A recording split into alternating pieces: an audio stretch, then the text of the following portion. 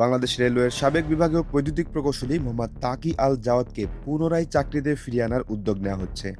এমন অভিযোগে তোলপাড় চলছে রেলওয়ের অভ্যন্তরে। সংশ্লিষ্টদের দাবি, তাকে পুনর্বহালের জন্য একটি প্রভাবশালী সিন্ডিকেট মাঠে নেমেছে।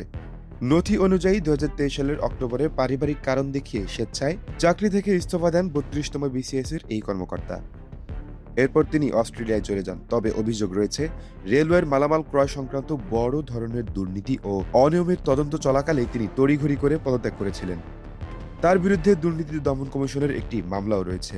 2021 সালে দুদকের করা এক মামলায় অভিযোগ করা হয়, চীন থেকে এসি কোচের মোটর আমদানির নামে কোনো বিল অব এন্ট্রি বা প্রয়োজনীয় কাগজপত্র ছাড়াই ভুয়া বিলের মাধ্যমে সরকারের 44 লাখেরও বেশি টাকা আত্মসাৎ করা হয়েছে। আর এই মামলার অন্যতম আসামি তাকি আল জাওয়াদ।